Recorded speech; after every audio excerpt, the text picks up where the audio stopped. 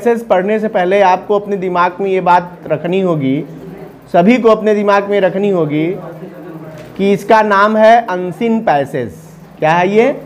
Unseen passage. क्यों कहते हैं इसको अनसीन पैसेज? क्योंकि ये अपठित है, यानी ये परीक्षा में पूछा ही इसलिए जाता है कि आपने जो कुछ पढ़ा है उससे आपके अंदर कितनी समझ डेवलप हुई है। इसीलिए ये अनसीन पैसेज कॉम्प्रीहेंशन है, यानी आपके कॉम्प्रीहेंसिव माइंड की जो है मूल्यांकन करने के लिए ही ये क्वेश्चन बनाया गया है कि आप जितना कुछ पढ़े हैं उन सब से आपके अंदर एक समझ डेवलप हुई है, जिससे आपके सामने कोई भी चीज़ आएगी तो आप उसका मतलब समझ सकते हैं ना। किताब का मतलब ये नहीं होता किताब में जो लिखा है उसको पढ़ लिया, याद कर लिया, उससे रिलेटेड क्वेश्चन आया उसका आंसर दे दिए, बल्कि क्या, उससे एक समझ आपके अंदर विकसित होनी चाहिए। वो हुई है कि नहीं, इसी को परखने के लिए ये आपके परीक्षा में क्वेश्चन के रूप में प्रस्तुत किया जाता है। तो देखिए जैसे अब ये पैसेज है, पैसेज हमने पहले भी बताया था, अब भी बता रहा हूँ कि अनसीन पैसेज चाहे जहाँ भी रहेगा वो आप पढ़े नहीं हैं, यानी पेपर में आया वो किसी किताब से नहीं आएगा। इसका मतलब क्या है कि उस पैसेज को पढ़ना और समझना अब आपके ऊपर डिपेंड करता है। कैसे समझें? तो सबसे पहले आपको एक बार पैसेज को पढ़ लेना चाहिए, ठीक है। पैसेज को पढ़ते समय एक चीज़ दिमाग में रखना चाहिए कि किस चीज़ के बारे में ये सारी बात हो रही है, क्योंकि उसकी एक विषय वस्तु होती ही है। कोई भी चीज़ जो लिखी जाती है, पैसेज बनता है, उसका एक विषय वस्तु होता है, थीम होता है। तो पढ़ते समय ये बात दिमाग में रखेंगे कि ये बात किसके लिए हो रही है। जैसे मैंने इस पैसेज को देखकर बताया क्या कि ये विटामिन के बारे में बात हो रही है। क्यों कह दिया कि एक जगह विटामिन दिख गया है, अभी मैंने पढ़ा नहीं है, ठीक है। दूसरी तरफ अब आगे क्या करना है, तो एक बार तो आप पढ़ेंगे तो एक क्लियर कर लेंगे किसके बारे में बात हो रही है। दूसरी बार अब आप पढ़ने से पहले आप क्वेश्चन पढ़ेंगे। जब आप क्वेश्चन पढ़ेंगे तो क्वेश्चन पढ़ते समय ये दिमाग में रखिए कि क्वेश्चन, अलग अलग क्वेश्चन किसके बारे में पूछ रहा है, क्योंकि क्वेश्चन का तो और समझ में आ जाएगा कि किसी चीज़ के बारे में पूछ रहा है। तो जिन जिन चीज़ों के बारे में पूछ रहा है अब उसको दिमाग में रख करके फिर से एक बार पैसेज को पढ़िए। जब आप दोबारा पैसेज को पढ़ते हैं तो क्वेश्चन के आंसर को दिमाग में रख के पढ़ते हैं। हो सकता है 2 बार में कॉन्सेप्ट ना क्लियर हो तो एक बार और पढ़िए, 3 बार पढ़िए। 15 नंबर क्वेश्चन है, यानी 15%, क्या 100 में 15 नंबर का क्वेश्चन अनसीन पैसेज हुआ। पॉइंट नोट करो, बड़ी इंपॉर्टेंट बात बता रहा हूं, परीक्षा से पहले आपको ये तैयारी दिमाग में रहनी चाहिए। सेट करो दिमाग में कि ये पैसेज जो क्वेश्चन पैसेज का है वो 15 नंबर का है, यानी 15%, पूरे पेपर का कितना परसेंट, इसका मतलब टाइम कितना देना है इसको, पूरे समय का 15%। 3 घंटे का 15% कितना हुआ, अरे 6 तिरिक 18, 180 मिनट हैं आपके पास। 180 का 15% निकाल के बताइए हमको कितना हुआ मैथ के स्टूडेंट। 15 मिनट इधर, कुल 27 मिनट। एकदम करेक्ट बता रहा हूं मैं, कितना, 27 मिनट। 27 मिनट आपको किस पर देना है, अनसीन पैसेज पर, ये घड़ी देख करके, नहीं इससे कम नहीं देना है। और यदि आप बिना देखे करेंगे या ये टाइम सेट नहीं करेंगे तो निश्चित है कि आप अनसीन पैसेज को 10 मिनट 15 मिनट में हल कर देंगे। और 10 मिनट 15 मिनट में हल करेंगे तो इसका मतलब हो गया कि आप सही हल नहीं कर रहे हैं, या एक तरह से कहिए कि एकदम टू द पॉइंट आपने क्वेश्चन का आंसर नहीं दिया। तब क्या करना है, आप अपनी घड़ी का समय देख लीजिए, आपको 27 मिनट इस पर देना है। जैसे आर्टिकल लिखना है, आर्टिकल कितने नंबर का है, 10 नंबर का है, यानी 10% आपको देना है। 18 मिनट किस पर, ये आपको नोट करना चाहिए। 2 नंबर वाले क्वेश्चन को 2% देना है, टाइम का 2% निकाल लीजिए, किस क्वेश्चन को कितना मिनट देना है। यदि आप ये टाइमिंग सेट करके जाओगे ना तो तुम्हारा कोई क्वेश्चन न छूटेगा और ना तो कोई क्वेश्चन में कम और ज़्यादा समय लगेगा। हम जब भी करेंगे तो एकदम फैक्ट टाइम देंगे और पर्याप्त समय होता है, यानी ये पेपर सेट करते समय ये आपके लिए प्लानिंग है कि आपको पर्याप्त सफिशिएंट टाइम मिले। बस गलती कहाँ कर रहे हो, अपना टाइम तुम सेट नहीं करते।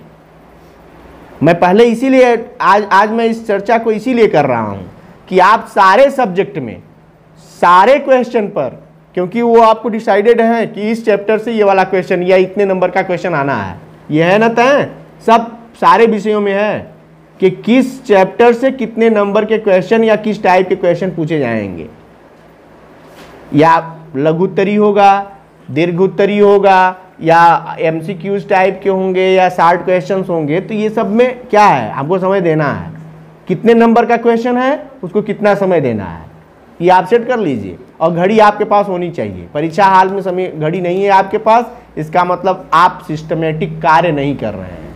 आप चले गए हवा में तीर चलाने, परीक्षा दे के चले आए, एक एक पॉइंट यदि आपने माइन्यूटली यदि मेंटेन किया तो पक्का मान लो कि तब आप अपना काम बड़े इत्मीनान से और अच्छे से करके आएंगे। जब हम कोई भी काम सिस्टमेटिक करते हैं तो उसमें 100% गारंटी होती है सक्सेस की। सिस्टमेटिक होना चाहिए, वो सिस्टम आपको पता होना चाहिए। और हमको लगता है कि मैक्सिमम विद्यार्थी को ये सिस्टम पता नहीं है। मैं गुजरा हूं उन रास्तों से, इसलिए मैं आपको बता रहा हूं। ये गलतियां मैंने की है, इसलिए मैं आपको बता रहा हूं कि ये गलतियां आपको नहीं करनी चाहिए। परीक्षा के पहले आपको ऐसी प्लानिंग करनी चाहिए, इससे आपका अच्छा हो। ये बात मैं आपके सामने रख रहा हूं। घड़ी किसके पास नहीं है, घड़ी सबके पास है। घड़ी का सही सदुपयोग कब होना चाहिए ये बात तय कर लो। बोर्ड कोई परीक्षा हो, हम तो कॉम्पिटिटिव एग्जाम्स में, बहुत सारे एग्जाम्स में बैठे हैं, वहां भी यही सब प्लानिंग है।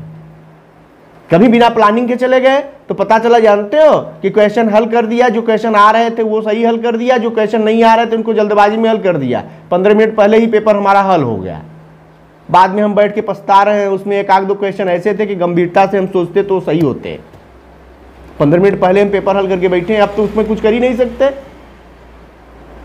और वहां गलती क्या थी, हमने सिस्टमेटिक किया नहीं, टाइम सेट किया नहीं। वही हाल तुम्हारे साथ होगा।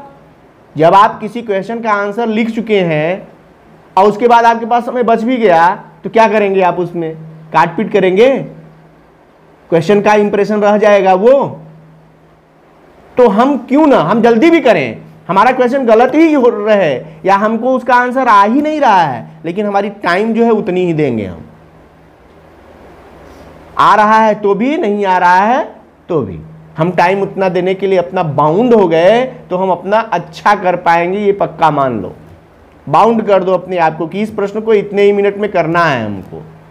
आर्टिकल लिखने लगे, आर्टिकल 10 नंबर का है, अब आर्टिकल आप 2 लाइन 4 लाइन लिख करके बैठे हैं, उतना ही छोड़ दिए, 10 लाइन लिख दिए, फालतू फालतू चीज़ों को भर रहे हैं, कहीं आगे वाला क्वेश्चन हमारा छूट न जाए।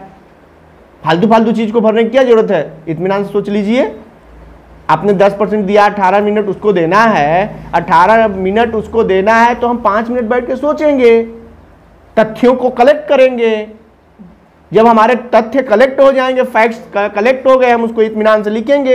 एकदम धैर्य के साथ लिखो, तुम्हारे पास मैटर बहुत है, मैं बता दे रहा हूं, पहले भी बताया अब भी बता रहा हूं, क्योंकि आपके पास अब मैटर बहुत है। बस उनको क्या करना है, सिस्टमेटिक वे में रखना है। हर सब्जेक्ट में, सारे सब्जेक्ट में सारे क्वेश्चंस को अपना टाइम लिमिट बांध दो कि इस वाले प्रश्न को इतने मिनट में हमको करना है। कोई क्वेश्चन मिस नहीं करना है और पूरा का पूरा आंसर लिख कर आना है। हमें जिस प्रश्न का उत्तर नहीं आ रहा है, सोचोगे कि जो उनका नहीं आ रहा है उस पर काहे बहुत समय दें, हम जो आ रहा है उसी पर समय दें।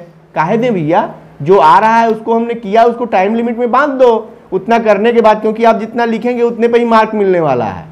अब 2 नंबर का क्वेश्चन आप पूरा छोड़ने जा रहे हैं, इससे अच्छा है कि उस पर बैठ के दिमाग से, धैर्य से दिमाग पर जोर दीजिए और उसका आंसर ट्रेस कर लीजिए। रिलेटेड आंसर तैयार हो जाएगा, और आंसर तैयार हो गया तो 2 नंबर में कुछ तो मिलेगा।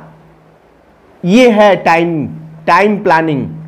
टाइम को बांधिए, अपने टाइम बाउंडेशन करिए कि हर क्वेश्चन को कितना देना है।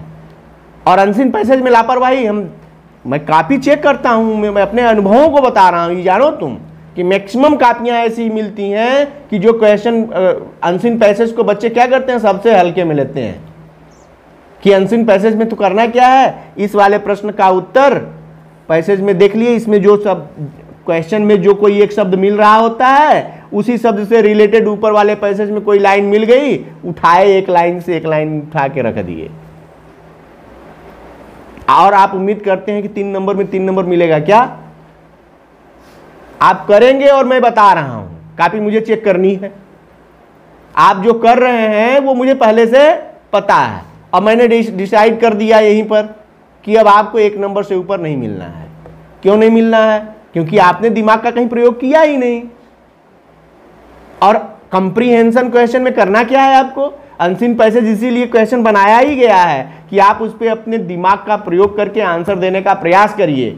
फिर मैं बता दूं कि चाहे क्वेश्चन भले ही गलत हो जाए, लेकिन यदि आपने प्रयास किया है तो मार्क्स आपको मिलना है।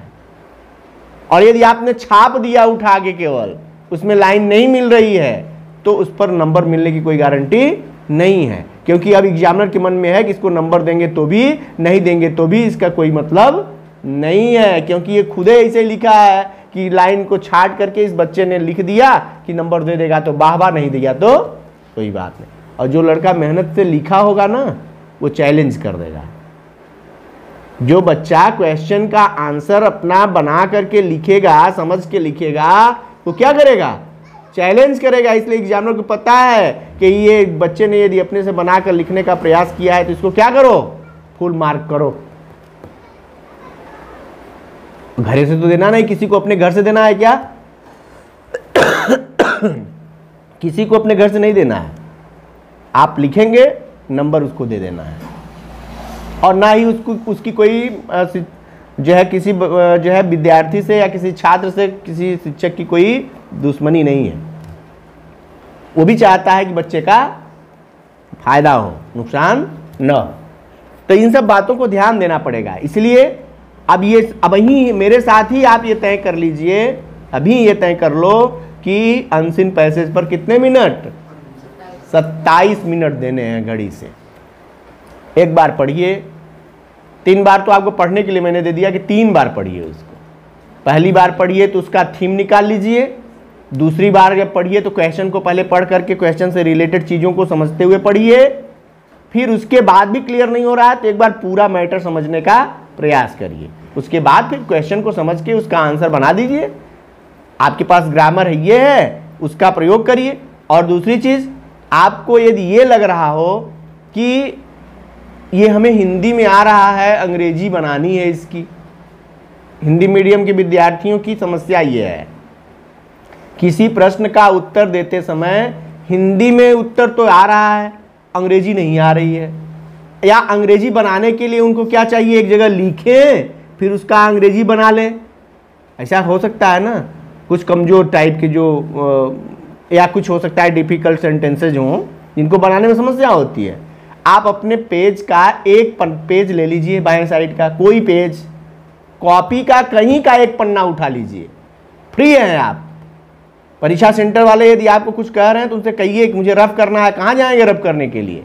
और ये आपको बता दूं कि गाइडलाइन है कि यदि आपको रफ कार्य करना है तो कोई एक पेज ले लीजिए और वहां ऊपर लिख दीजिए रफ कार्य। उस पेज पर क्या लिख दीजिए? रफ कार्य। आप आंसर लिखना शुरू कर दीजिए, चाहे वो पहला पन्ना ले लो, चाहे वो बीच का पन्ना ले लो, चाहे आखिरी का पन्ना ले लो। रफ कार्य अब उस पर करना है हमको। हम आगे इधर आंसर लिखेंगे, जहां समस्या आएगी रफ कार्य पर जाएंगे, वहां लिखेंगे, उसका ट्रांसलेशन बनाएंगे, यहाँ लिख लेंगे, फिर वहां लिखेंगे, यहाँ लिखेंगे। रफ कार्य भरा, अगला पेज का अगला पन्ना ले लो, किसी एक पन्ने को लो और उस पर पूरा का पूरा पन्ना लो और उस पर लिखो क्या? रफ कार्य। और रफ कार्य करके उसको रंगना नहीं है कि काट दो दिखाई ना पड़े एग्जामिनर को। रफ कार्य करो, वो दिखाई भी दे। वो पॉजिटिव इम्पैक्ट है कि बच्चे ने क्या किया? प्रयास किया। ये समझो, पहले एग्जामिनर के ऊपर ये पॉजिटिव इम्पैक्ट है कि आपने रफ कार्य करके प्रयास किया और उसको अंतिम में जब आप कर लेते हैं तो वो रफ कार्य वाला पन्ना पूरा एक सिरे से 2 सिरे तक एक लकीर से क्रॉस करो। रंगो मत, किसी भी सेंटेंस को काटने की जरूरत नहीं है। उस पर नंबर नहीं मिलेगा लेकिन उसका नंबर पॉजिटिव बना देगा, जो दिखाएगा आपके प्रयास को दिखाता है वो। ये सारी चीजें दब गई थी बच्चों के अंदर ये बात अभी बहुत सारे टीचर्स तो ये कहेंगे कि अरे इस पर रफ मत करना। कक्षा में ड्यूटी करने वाले लोग भड़काते हैं जिनको पता ही नहीं है दुनियादारी से, कभों कक्षा का मुंह नहीं देखे, रिजल्ट लेकर बैठे हैं, डिग्री हासिल कर लिए होंगे, तो वो बहुत हड़काएंगे, अरे ये ऐसे कर रहे हो, ये नकल हो जाएगा, वो हो जाएगा। ऐसा कुछ नहीं होता है। रफ कार्य करिए, रफ कार्य करके उसको काट लीजिए। सीसीटीवी कैमरा से निगरानी हो रही है, 200 शिक्षक लगे रहेंगे, उसमें जो है सचल दस्ते दौड़ते रहते हैं, कौन नकल करेगा। अब नकल की बात छोड़ो, तुम इत्मीनान से अपने ऊपर कॉन्फिडेंस रख के अपनी कॉपी को अपने ढंग से हल करो। और हल करने का यही तरीका है कि रफ आपको करना ही पड़ेगा। आप इतने बड़े विद्वान नहीं हैं, और आप छोड़िए, कोई शिक्षक बैठेगा, मैं बैठूंगा तो मुझे भी रफ की जरूरत पड़ेगी, अन्यथा लिखने में कहीं गड़बड़ हो सकती है। भाई हमें लिखने में, हमारा जो आंसर लिख रहे हैं उसमें कहीं क्रॉस ना हो, हमें यह ध्यान देना है। भले ही हम रफ कार्य करके वहां क्रॉस कर लें, इसीलिए तो है वो, तब ना हमारा इफेक्टिव आंसर होगा। तो इन सब बातों को ध्यान देना पड़ेगा कि आप आंसर लिखने से पहले, यदि आपको कोई समस्या आ रही है, जैसे किसी क्वेश्चन का आंसर आपको बनाना है, हिंदी आ रहा है, अंग्रेजी नहीं आ रहा है, तो पहले हिंदी में लिख लो, उसके बाद उसका अंग्रेजी अनुवाद करो, फिर उसको ले जाकर के वहां सेट कर दो। बट आसान हुआ कि नहीं हुआ? आपके पास समय तो पर्याप्त है, 27 मिनट दे रहा हूं। क्वेश्चन कितने हैं? 5 ही क्वेश्चन है, 15 नंबर के, 15 नंबर के 5 क्वेश्चन है, 3-3 नंबर के। आपको 5 क्वेश्चन 3-3 नंबर का करना है और 27 मिनट है, बांट लो उसको भी। तो हम पर्याप्त समय लेकर के नहीं कर सकते क्या? अरे 5-5 मिनट भी हम 5-5-25 ले लें, तब भी तो हमारा 5-5 मिनट मिल रहा है। पढ़ने के लिए निकाल दो 5 मिनट एक्स्ट्रा, 4-4 मिनट दे दो उसको, 3-3 मिनट दो 3 नंबर के क्वेश्चन को, तो भी तुम्हारे पास पर्याप्त है। 3 मिनट कम नहीं कहलाता है। सेंटेंस बना लो, और सेंटेंस इतना बड़ा बड़ा नहीं बनता है कि एक पैसेज का बनेगा। आंसर जो बनेगा ना, वो 2 लाइन का ही बनता है। 2 लाइन का बनाए, फट से लिख लिया। और सारे क्वेश्चन को रफ करने की जरूरत थोड़ी है। कुछ क्वेश्चन के आंसर तो आप डायरेक्ट सेट कर लेंगे। अब कोई क्वेश्चन हु से पूछ रहा है, केवल नाम लिखना है।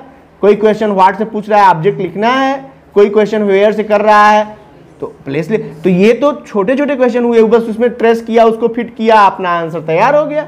कुछ क्वेश्चन ऐसे होते हैं जिसमें आंसर ज्यादा बनाना पड़ता है, तो एक क्वेश्चन ऐसा होता है, इसको आप लिख सकते हैं। 60 क्वेश्चन लिख रहे हैं, उसको भी आप पहले लिख सकते हैं।